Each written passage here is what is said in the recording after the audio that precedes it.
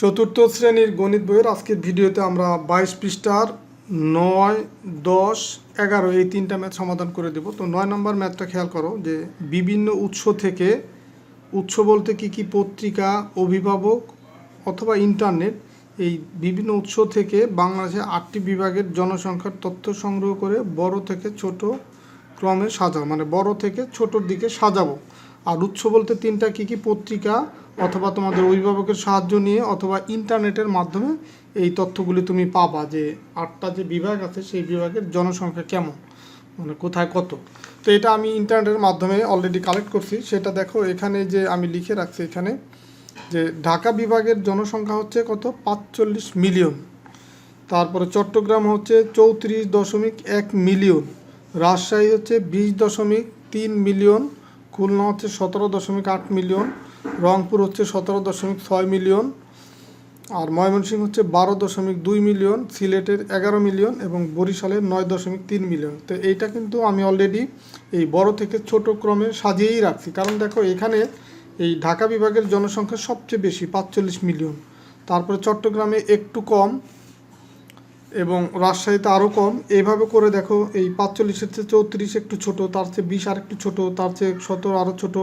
এখানে দেখো 17.8 আছে আর এখানে 17.6, তার মানে 17.8 বড় আর 17.6 হচ্ছে এই খুলনার চেয়ে এটা আর একটু কম বা ছোটো।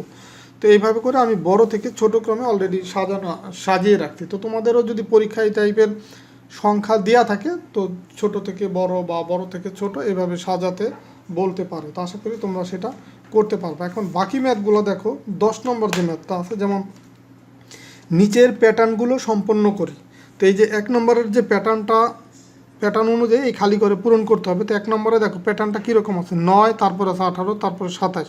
তো এখন 9 থেকে এই 18 কত বেশি, তো 9 থেকে 9-এর সাথে কত যোগ করলে আমরা 18 পাবো। দেখো 9, 18, 27 আস্তে আস্তে কিন্তু এই মানগুলো বাড়ছে। বাড়া মানে কি, আমার যোগ করতে হবে অথবা গুণ করতে হবে। তো এইখানে দেখো 9-এর সাথে যদি আমরা 9 যোগ করি তাহলে 18 পাবো, আবার 18-এর সাথে যদি 9 যোগ করি 27 পাবো, 27-এর সাথে যদি 9 যোগ করলে 36 পাবো। তার মানে নিয়মটা হচ্ছে আগের সংখ্যার সাথে তোমার 9 যোগ করতে হবে, আগের সংখ্যার সাথে 9 যোগ করতে হবে।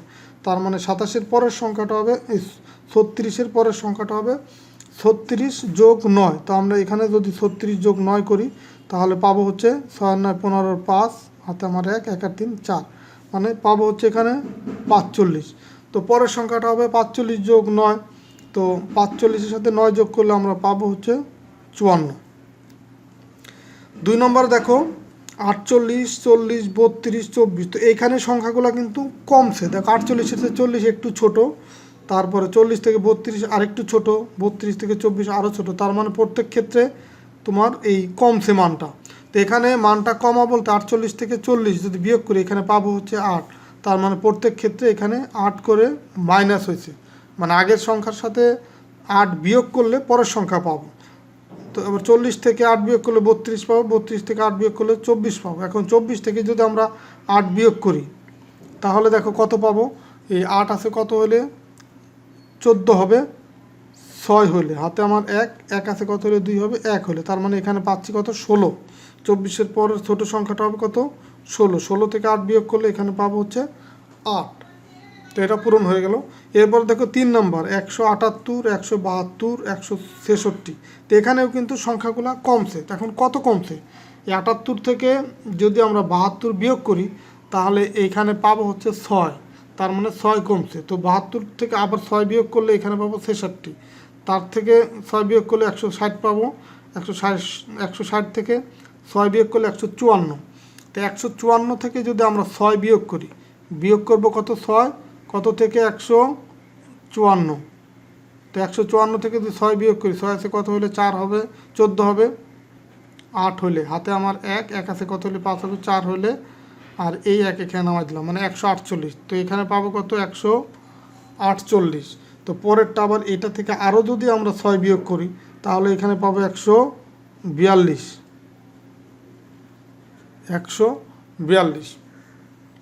4 নম্বরে দেখো এখানে কোনো পাশাপাশি সংখ্যা নাই।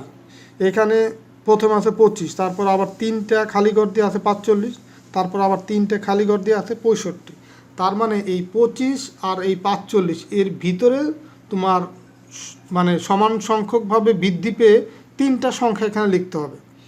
মানে এই 25 পরের সংখ্যাটা যে গ্যাপ হবে আবার তারপরের সংখ্যাটা একই পরিমাণ গ্যাপ হবে। তার মানে এই 25 থেকে 45-এর ভিতরে 3টা সংখ্যা সমান সংখ্যক ব্যবধানে লিখতে হবে। তো এটা দেখো আবার 45 থেকে 65-র ভিতরেও সমান ব্যবধানে 3টা সংখ্যা ভিতরে লিখতে হবে। তো আমরা যদি এখানে এটা একটু তোমাদের কাছে জটিল মনে হতে পারে, তো আশা করি প্র্যাকটিস করলে বা এই টাইপের কিছু ম্যাথ সমাধান করলে ক্লিয়ার হয়ে যাবে বা বুঝতে পারবা। তো দেখো আমরা যদি এখানে 5 করে বাড়াই, তো 25-এর পর সাথে 5 যোগ করলে হয় 30, 30-এর সাথে 5 যোগ করলে হয় 35, 35-এর সাথে 5 যোগ করলে হয় 40, 40-এর সাথে আবার 5 যোগ করলে হয় 45। তো দেখো 3টা সংখ্যা কিন্তু মাঝখানে মিলে যাচ্ছে।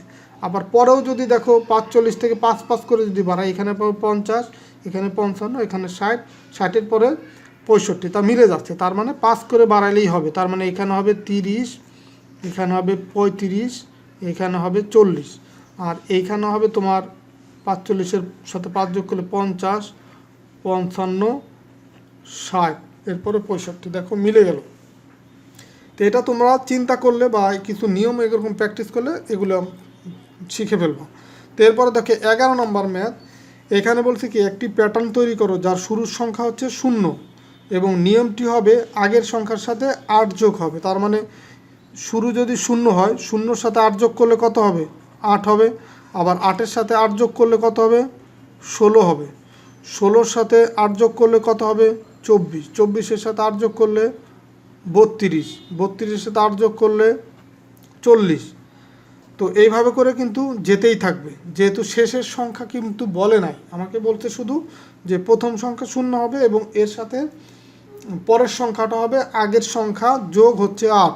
তো দেখে এই নিয়মে কিন্তু এই প্যাটার্নটা আমি লিখে ফেললাম, এইভাবে যেতে থাকবে। আর যদি আমার শেষের সংখ্যা বলে দিত তাহলে আমরা ওই পর্যন্ত গিয়ে থেমে যেতাম। এখানে যেহেতু শেষের সংখ্যা বলা নাই, তার মানে এইভাবে যেতে থাকবে। তার মানে এরকম ড্যাশ ড্যাশ দিয়ে বোঝাবো যে এইভাবে চলমান এই প্যাটার্নটা। তো আজকের ভিডিওর মাধ্যমে তোমাদের এই প্রথম অধ্যায় কমপ্লিট করলাম এবং 22 পৃষ্ঠার যে অনুশীলনী যে ম্যাথগুলো ছিল সেগুলো তোমাদেরকে সমাধান করে দিলাম। তো ঠিক আছে, সবাই ভালো থাকো, সুস্থ থাকো। আর আমরা পরবর্তী ভিডিওতে আমরা দ্বিতীয় অধ্যায় থেকে শুরু করব বা 23 পৃষ্ঠা নিয়ে আলোচনা করব। আল্লাহ হাফেজ।